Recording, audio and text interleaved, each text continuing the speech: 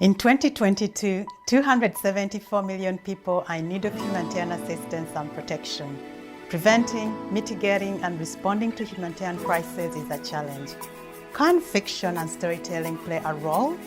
Can it raise awareness and motivate action to address the causes and consequences of humanitarian crises?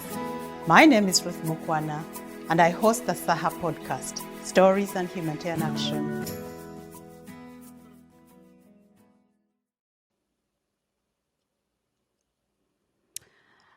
Hello, welcome to the SAHA Pod, Stories and Humanitarian Action.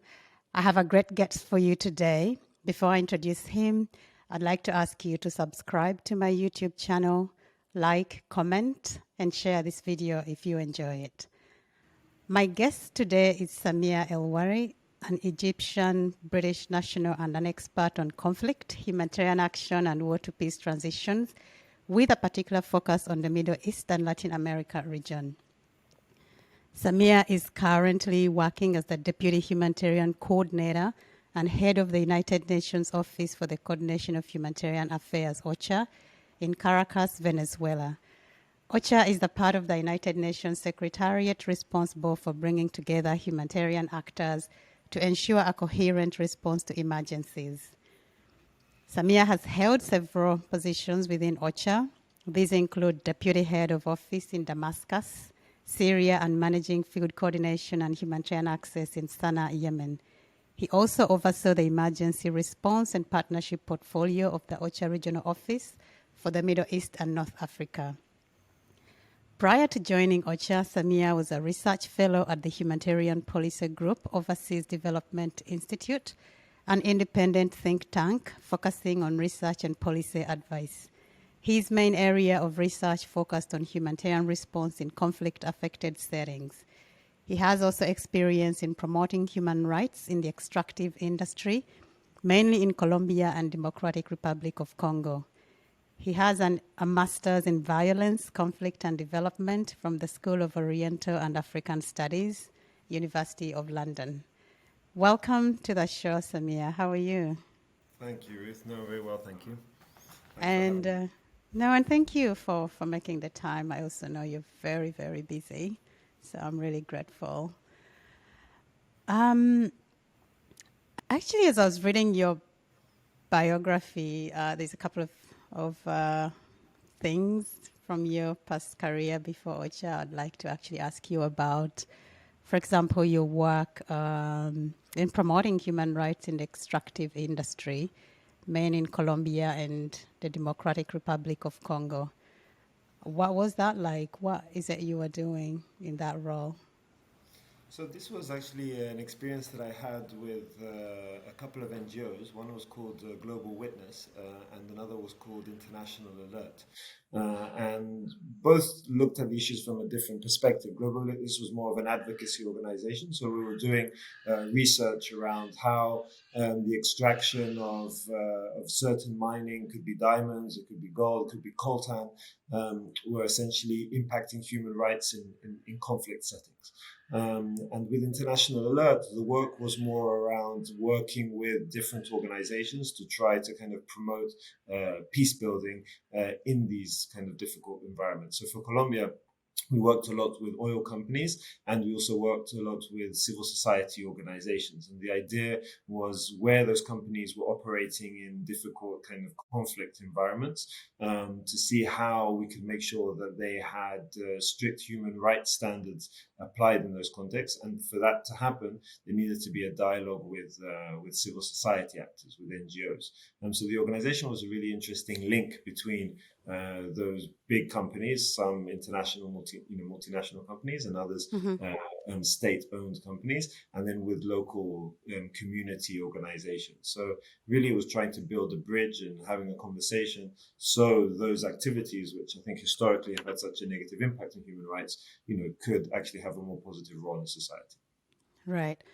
No, and that was in Colombia, and I know, again in your bio, you've worked a lot in the region, and you're currently in Venezuela. And what does your day look like in Venezuela? So Venezuela is the daily work is a little bit of a roller coaster in the sense Right. that things here can change very quickly, especially on the political side, which creates and sometimes restricts, the space that we have to operate. Now, humanitarian action is quite sensitive in Mhm. Venezuela. I mean, it's seen as something that's quite political. Not everyone agrees on the needs that there are in the country. There's some concerns around the role that some organizations might have in case they have any kind of more political objectives as well. So it's a very difficult, sensitive context to navigate, and we have to be very sensitive around our relationships with a whole host of stakeholders, from community leaders to humanitarian organizations to government officials to opposition figures to donors. So really my day-to-day role is to try to navigate a little bit those relationships in order to allow the space for the different organizations to operate. Right. So really creating an understanding of the work that we do, trying to understand that we abide by humanitarian principles, that are principles of humanity, neutrality, impartiality, and independence, that we're not here for any other kind of political purpose, but also to demonstrate our value added on the ground in terms of supporting and helping communities in times of need. So really, it's actually a lot of diplomatic work, which then facilitates the space for all our colleagues to do the more operational work. Right. And I'm going to come back to you in a few minutes to just ask you a lot more about the humanitarian principles, neutrality, humanitarian space, because I also know you've done a lot of research in that area. But before I do that, what do you enjoy most about your job? It could be this job or any of your other humanitarian roles. I think one aspect is being able to travel to different countries, to be able to engage with different people from different backgrounds, and I think it's a learning process. I think when you travel to many different humanitarian contexts, I mean, you really understand a lot better, what's happening, the role that humanitarian organizations or the UN system plays in that context, and trying to shape a little bit how you can support the people that are most in need. So for me, it's really a privilege to be able to travel to different countries. Often it's seeing countries that are going through difficult periods. So Right. whether that's an open conflict, a displacement crisis, political instability, but at the same time, I think being able to engage with people, when they're in difficult moments, I think is also important. I think it's Right. important for them that we don't only engage when things are going well, but also engage when things aren't going so well. And I think that that issue of solidarity and that support, I think, is key. So I really think I'm in a privileged position to be able to support many of these countries in times of need. And I think being able to visit those countries and engage with really extremely committed people and individuals, then I think that's definitely what I enjoy most. Um, and again, you mentioned solidarity, support, and commitment, and I'm hoping that these are points we'll come back to, especially when we talk about the book that we are going to discuss. Because I think also, creating solidarity around humanitarian needs across the global world is something that is quite important for all of us as humanitarian workers. Um, think about, what one of your greatest professional achievement that you could share. What would that be? I would say one of the greatest achievements would be working in Syria. And there's an area of Syria in the south of the country, on the border with Jordan, where there's quite a large displacement camp, around 50,000 people at the time. And it was very difficult to access that population. Because Mm-hmm. of a variety of complexities. One, that it was a demilitarized US zone. You needed permission from a number of different military and civilian actors to arrive there. There was the presence of non-state armed groups. So there was a lot of challenges in order to get assistance there. But really, after a year and a half of trying and lots of diplomatic efforts, both locally but also at the international level, we finally managed to get the permission to reach that population. So really, my role was to be in charge of organizing a very large humanitarian convoy to that area. We had roughly around 150 trucks of assistance, and we were able to spend around 10 days in the camp providing assistance to the people in need there, but also carrying out a survey to understand what people's intentions were, to look about what kind of solution could be found for the people there that wanted to leave.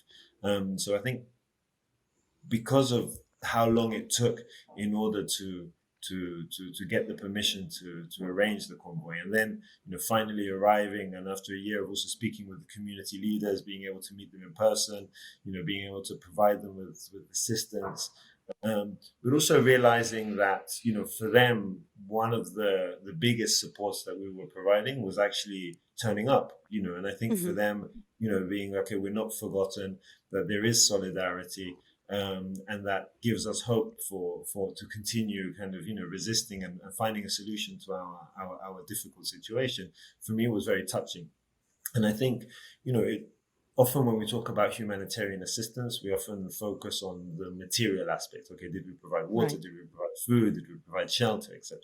And I think there's a very kind of there's a very more personal relationship, which is about human dignity, which is about hope, which is about solidarity, which I think is very important, and I think is captured in the principle of humanity. We often speak of the neutrality, impartiality, independence aspect more, and sometimes we forget a little bit about the humanity. And I think one of the things that I think we can contribute most, and I think is often most important for the people that we're aiming to support, is this issue of solidarity, and I think the more that we can kind of promote solidarity between people on this basis of humanness and human dignity, I think we can slowly make the world a better place. I like that. I like that vision very much. And again, I hope we can really talk about more about that also when we talk about stories, because I think how do we connect as human beings, and how do we relate to each other, and how do we see each other as another fellow human that maybe needs a hand at some point in life. But so what is the humanitarian? What is when you come out with the humanitarian principles? Like explain to me, what is the humanitarian principle of humanity? What does that mean? And so for me, it's essentially this concept that, when other people, based on their humanness, are in difficult situations, that, we should, give them our attention, and we should give them our support.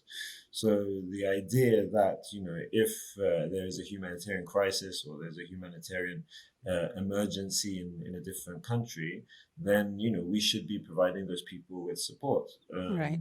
And that should start locally in the community, in the city, by the local authorities, by the national government. I mean, those are those that can provide that initial support and have the responsibility to do so. But in situations where they don't have the capacity, or there isn't the will to do it, then I think there's a global responsibility to also provide support. And I think really the principle of humanity is the essence that Right. we need to be there. We need to be providing support to people in need, or create the conditions for also people to find solutions to their own situation and problems. So I think that's really the essence of humanity.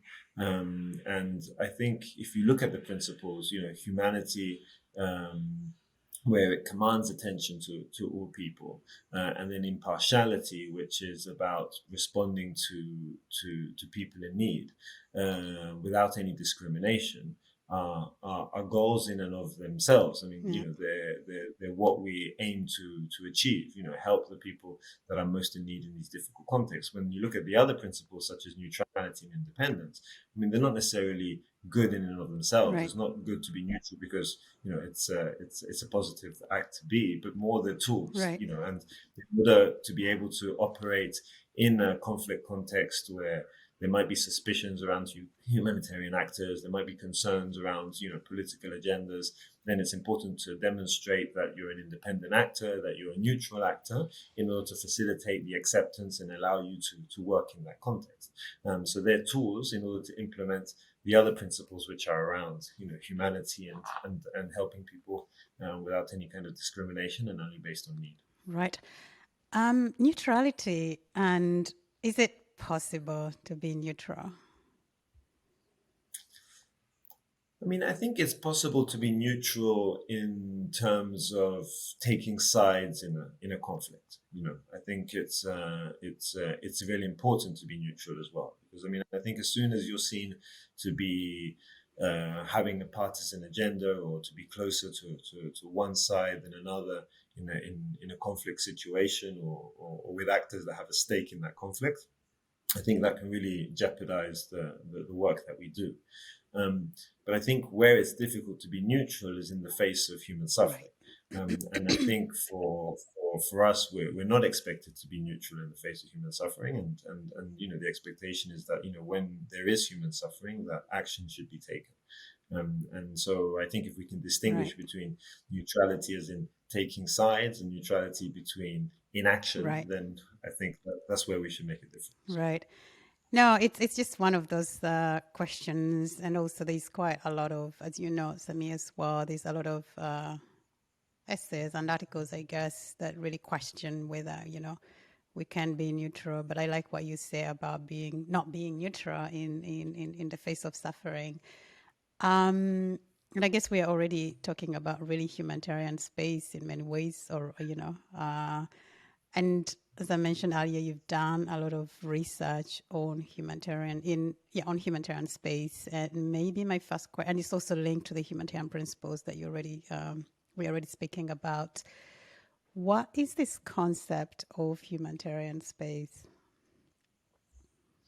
So the concept of humanitarian space and the research that we did was really around, how humanitarian organizations are able to operate in different conflict contexts, but also about how people are able to access relief and protection in these different contexts as well. And for us, the reason why we carried out that research was a sense that when we spoke about humanitarian space, most organizations talked about that space shrinking, saying that, over the last, 20 years, 30 years, it's more difficult for humanitarian organizations to operate in conflict contexts. We're seeing an increase in the number of aid workers that have been attacked or killed, that, in many contexts, non-state armed groups or even strong governments are not willing to accept the work of humanitarian actors. So a real sense that humanitarianism in a way is under attack. And, and citing examples like Somalia or Afghanistan or Iraq, where unfortunately aid workers have been killed or attacked, but often also powerful Western countries have also used humanitarian assistance to promote their political agendas. So we questioned that sense of humanitarian space shrinking. So we didn't question the fact that all of those challenges were happening in humanitarian context, but we questioned the idea that the space was shrinking. And in fact, we argued that the humanitarian space was expanding. And if you look at it historically, during the Cold War, most humanitarian organizations would operate in refugee contexts. So weren't operating inside conflict zones, but more dealing with the fallout of conflicts, which was large-scale displacement and refugee situations. And after the Cold War, we found that humanitarian organizations were trying more and more to operate in conflict contexts. And there's more humanitarian organizations. There's been more funding than ever for humanitarian response. We're operating in more contexts inside conflict zones. So you could argue that, in fact, humanitarian space is expanding. But what happens is that when you expand into very difficult environments, then often the consequences is that you are somehow co-opted by political agendas. You can be attacked because you're not accepted or because you're in more difficult or insecure environments, etc. And for us, it was important to make the distinction I mean, not just as an academic exercise, but we felt that there was actually some very practical implications. And the practical implications is that, if the problems that humanitarian organizations encounter are because of external factors that strong governments are not allowing me to operate, non-state armed groups are attacking humanitarian workers, donors are co-opting what we're doing in terms of political agendas, Mm-hmm. then it's always the focus is on the outside and not the focus is not on the inside. Right. But if we actually focus on the inside, in fact, say, this has become a huge industry. Um, the resources are controlled by a small group of organizations from the UN system and from big international NGOs.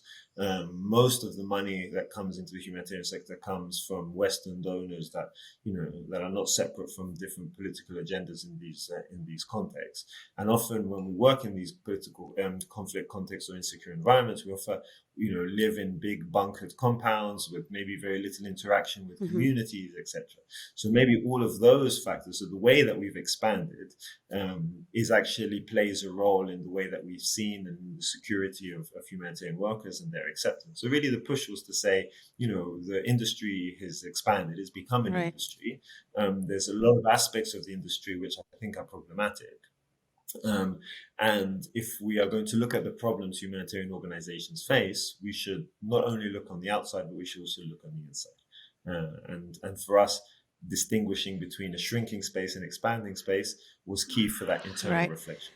No, and to be honest, I had actually never thought about it that way until I was actually listening to the findings of your research.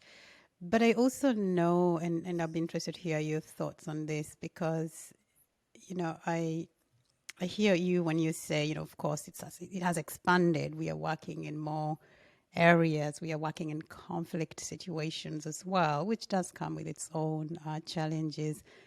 But at the same time, we also see more attacks, for example, on humanitarian workers. And there was a point in time when that really never used to happen. So, what's your kind of take on that? See, so what we argued was that it wasn't so much that attacks did Yeah, happen. It's true that more attacks are happening now, but more attacks are happening now with a lot more humanitarian organizations and a lot more humanitarian right, workers in conflict zones. So in a way, comparing is a little bit right, difficult because we say, okay, before it was happening less, but we were less exposed to those situations. So now that we're more exposed to those situations, it's understandable, or you can explain why the right, attacks are increasing. So then the question should be more around not so much why the attacks are increasing, but why are the attacks taking right, place. And I think if we understand why the attacks are taking place, and it could be for a variety of reasons. It could be because there's a lack of understanding of who the organizations are, and there's a feeling that that they're somehow a threat. It could be that the wrong place, the wrong time because of poor security measures. I mean, it could be a host of factors that could be causing those attacks. So for me, the question more is about why are those attacks happening, and what actions can be taken to mitigate the risks of those attacks. And I think the trying to build acceptance is key. right, Because often what we found is that the short-term approach and thinking is, we'll bunker the humanitarian organizations and aid workers down into big compounds with high walls. And I think that just creates more barriers and separations with the communities, with with community leaders, with armed groups, with governments, authorities, etc. And I think we need to start breaking down those barriers, and I think that requires dialogue. It requires engagement, and it requires mutual understanding, and that takes time. And I think that the reality is that for most conflict contexts, I mean, whilst they're emergencies, they're protracted emergencies. I mean, in contexts like Sudan or the Democratic Republic of Congo or Yemen, I mean, the UN operations have been there sometimes for decades. So I think the idea that in a humanitarian emergency you don't have the time to build those relationships, I don't think is correct. And I think that we need to invest more in building those relationships, understanding the context that we are, and I think on the basis of that, determine what are the best measures to keep humanitarian workers safe, whilst at the same time being able to do the job that we're there to do, which is to make sure that people are able to find relief and protection. Right. And maybe I just ask you, I know I could talk to you about your research, for longer, but I'm going to try and wrap up on this point. But you also mentioned the research a lot around perceptions, and I think you've already talked to it a little bit, but maybe you can expand on it. But where really humanitarian aid is also perceived to be a Western ideology, Western culture, interests, and values, and then how that also affects or impacts humanitarian space. Could you talk more about that? No, I mean, I think it's important to distinguish between humanitarian action as centuries old Yeah. concept in terms of people helping each other, and I think that that's not something new. It's common to all cultures, all environments, all countries, all communities. I think what is perceived to be Yeah. Western is the modern humanitarian industry or Right. system. And I think that, and that's mainly because many of the organizations that work in the area are originally Western organizations. Or their history they have evolved from different capitals in the West. Most of the donors towards that humanitarian system are Western countries and Western donors that support. And I think that gives the perception that when we're working in different countries that we're somehow very much Western influenced, and I don't think it's just a perception. I think it's also a reality. So I think trying to adjust that perception and change that reality, I think is really important, and I think that's again through dialogue, through community engagement, and I think that's where we need to strengthen our work. I mean, we often talk about accountability to affected populations. So ultimately, we want to listen to the communities that are affected in terms of what kind of support they want to receive. What are their perspectives on the assistance that we provide, and what kind of solutions would they like to see to their situation. And I think we don't do enough of that. I think we talk about it a lot, but I think we often don't do it enough in practice. And I think part of the reason why is that it's not just a technical exercise. Like how can I do it better. How can I do better, have a better engagement strategy? How can I do better focus group discussions? No, it's because it's also about transferring power. It's about saying, okay, I don't decide what I do in my program, even if I've been doing it for 10 years, but it's the communities themselves that are going to decide. And I think that becomes a lot more difficult for an organization to to to to assume and then implement in practice.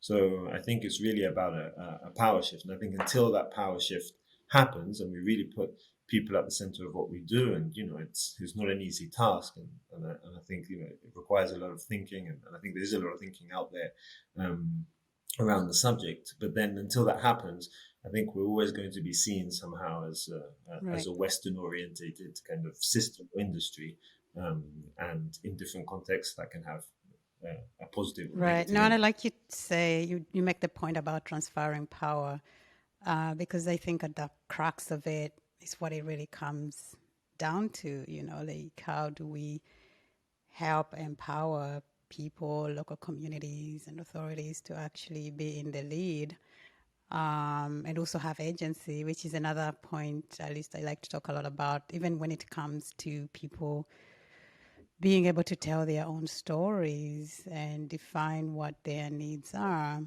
and then us being able to actually provide those needs, and I know it's extremely challenging because also we do have limited resources. We do have challenges around operating in a conflict environment and all of these other challenges that we were speaking to. Um, I think this is a good moment for us to actually segue into talking about Season of Migration to the North by Tayeb Salih. And I'm glad you actually chose this book, mostly because I haven't read it. And so now I've ordered it and I've added it on my ever growing list of books to read, and I look forward to reading it. Um, so, what is this story about? So, Season Migrations to the North by Taib Saleh is a book set in post-colonial Sudan, and it's essentially about an unnamed narrator and another person called Mustafa Said, who both have different experiences of traveling abroad, mainly for study purposes, and then returning back to Sudan and encountering issues Mm-hmm. of identity and belonging, and in a way, not really belonging to either of those contexts, not belonging to the country where they migrated to, but also when they come back. Initially finding a sense of stability, rootedness, familiarity in their country, but then realizing that things are no longer the same, and their experience also means that they are no longer the same. Are really struggling with this issue of identity Right. and belonging. And maybe before we go deeper into it and ask you my other questions, maybe you could read an excerpt from the book. Sure, I'd love to. Let me read the short excerpt which I have here. So, it was, gentlemen, after a long absence, 7 years to be exact, during which time I was studying in Europe, that I returned to my people. I learnt much and much passed me by, but that's another story. The important thing is that I returned with a great yearning for my people in that small village at the bend of the Nile. For 7 years I had longed for them, had dreamed of them, and it was an extraordinary moment when at last found myself standing amongst them. They rejoiced at having me back and made a great fuss. It was not long before I felt as though a piece of ice were melting inside of me, as though I was some frozen substance on which the sun had shone. That life warmth of the tribe which I had lost for a time in a land whose fishes die of the cold. My ears had become used to their voices, my eyes grown accustomed to their forms. Because of having thought so much about them during my absence, something rather like fog rose up between them and me the first instant I saw them. But the fog cleared, and I awoke on the second day of my arrival in my familiar bed in the room whose walls had witnessed the trivial incidents of my life in childhood and the onset of adolescence. I listened intently to the wind. That indeed was a sound well known to me, a sound which in our village possessed a merry whispering. The sound of the wind passing through palm trees is different from when it passes through fields of corn. I heard the cooing of the turtle dove. I looked through the window at the palm tree standing in the courtyard of our house, and I knew that all was still well with life. I looked at its strong, straight trunk, at its roots that strike down into the ground, at the green branches hanging down loosely over its top, and I experienced a feeling of assurance. I felt not like a storm swept feather, but like that palm tree, a being with a background, with roots, with a purpose. That's beautiful. And as I was actually reading some of the reviews about the book itself, a lot of people talk about how beautiful the language itself is. It's like a song, it's very lyrical. Um, so, what is it, in your perspective, that you learned about Sudan reading this book? I think one of the aspects about it is the setting. So it's in the post-colonial Sudan. So it's after Sudan has gained independence, and it's a time of change. And I think that change in the context is also being reflected in the change in the experiences that people have in that context. So the sense of fast-paced change, political instability, so then when the characters of the book travel abroad and then they come back, even though and as I was reading in the expert, there's a sense of I return back and it's familiar and I'm rooted, etc. That soon Right. begins to unravel. and begins to change.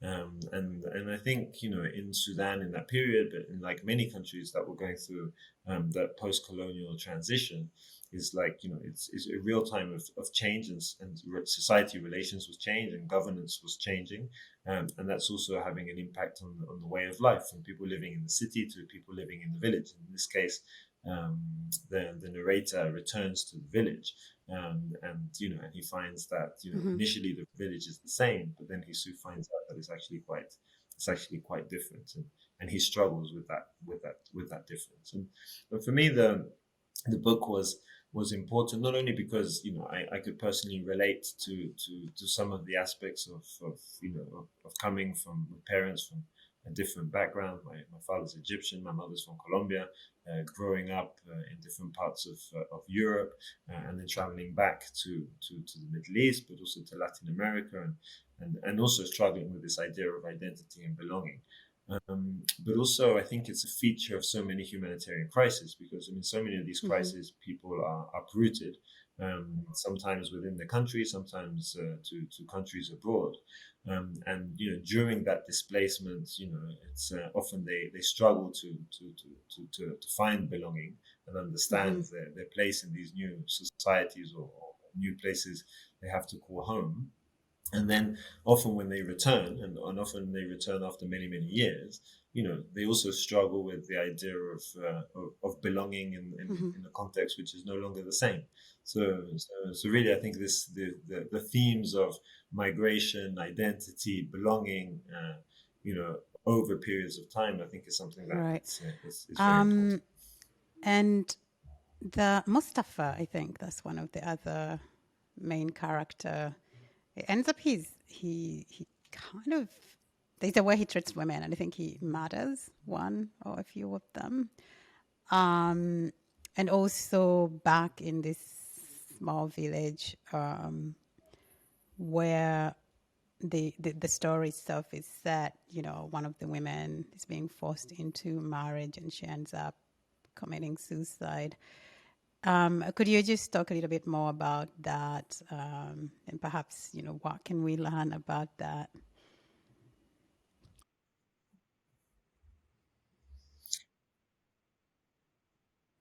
Okay, so I mean, so Mustafa Said spends time in the UK studying, and one of the things he highlights is the relationship he has with several women, and I think he plays on the idea that he's come from an African, he has Arab African roots, and that's somehow seen as exotic amongst population that maybe is not so used to engaging with people from that part of the world, and in a way, he uses that to kind of to enforce power dynamics over these women, and often controlling these women.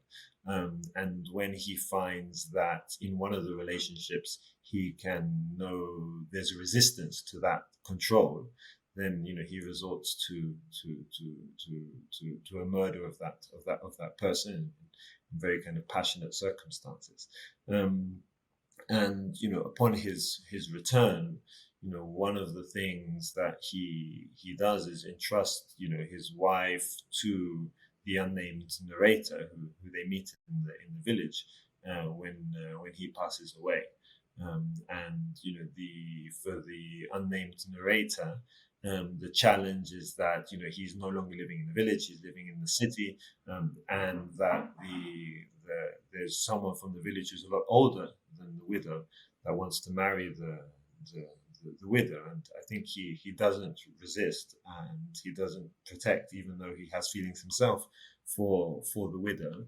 And in the end, the widow is married to this older gentleman in the village, and against her will, and that also has a strong impact on the unnamed narrator. So really, I think it's a reflection of, um, I would say, patriarchal society. It's a reflection about power dynamics between men and women, and it's a reflection, I think, of some of the customs and practices which are a reflection of that patriarchy at the time, but also continue very much continue very much today. And I think it raises some important questions around that relationship and and and as a man, how do you try to address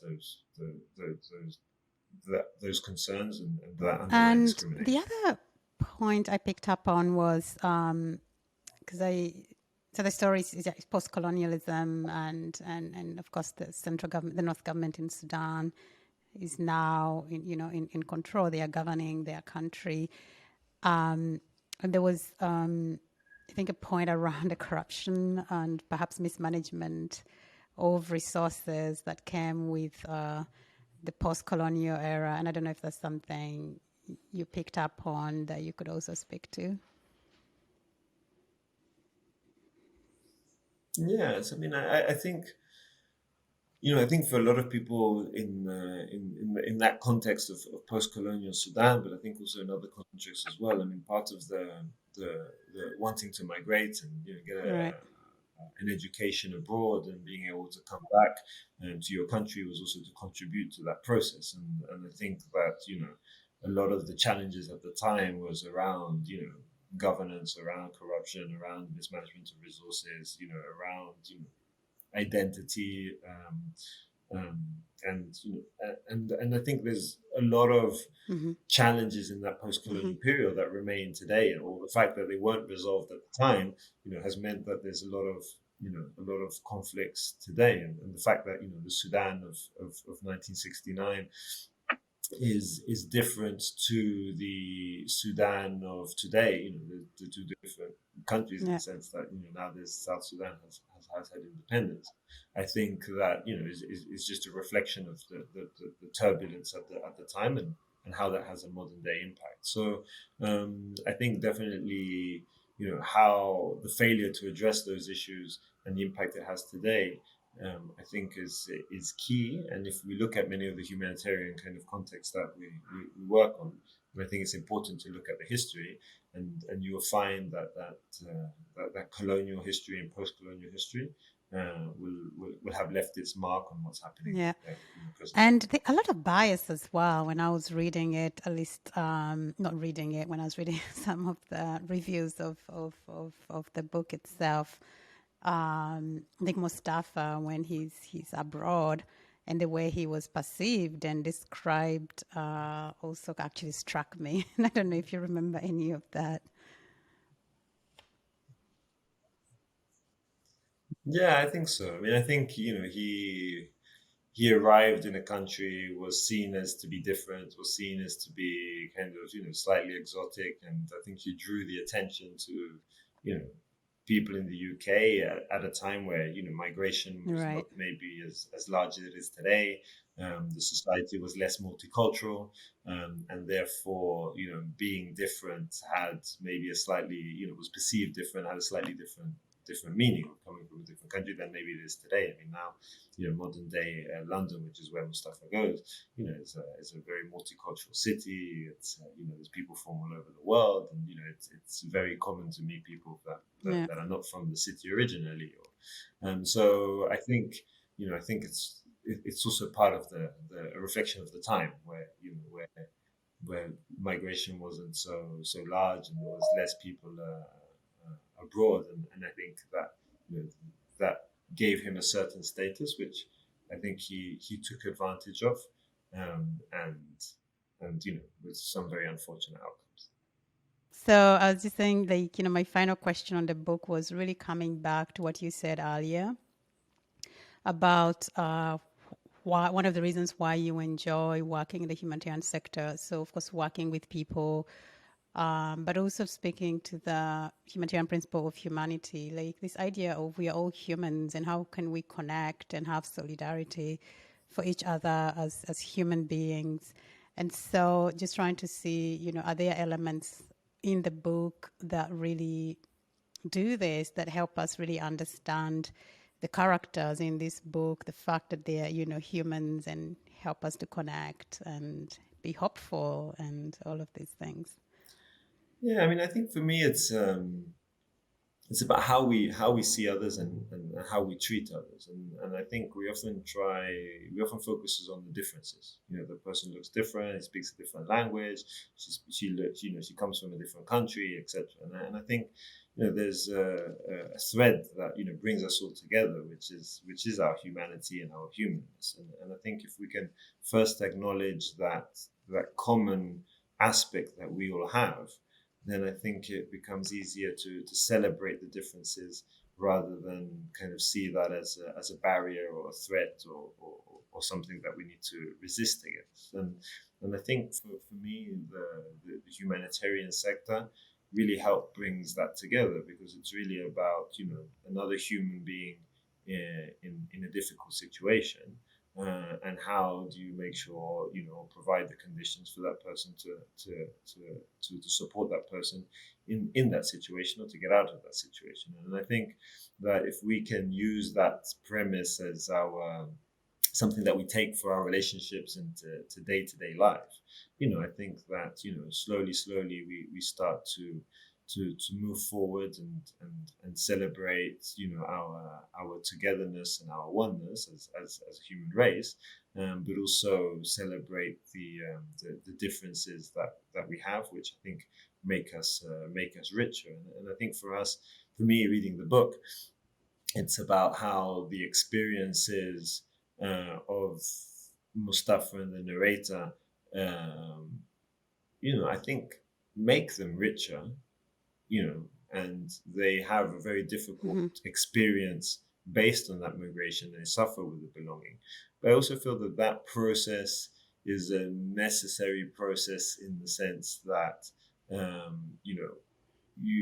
once you expand your understanding, you expose yourself to different cultures, different identity, then there's always going to be questions, and there's also going to be difficulties.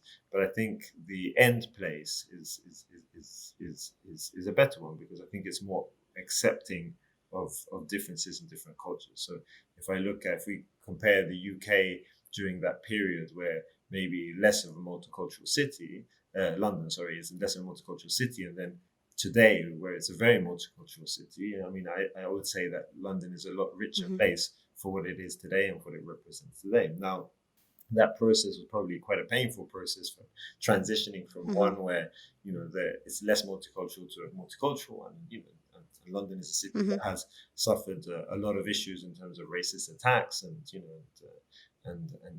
terrorist bombings and the fallout from that. And I think that those painful processes has helped make London what it is today, and there's a lot more to do.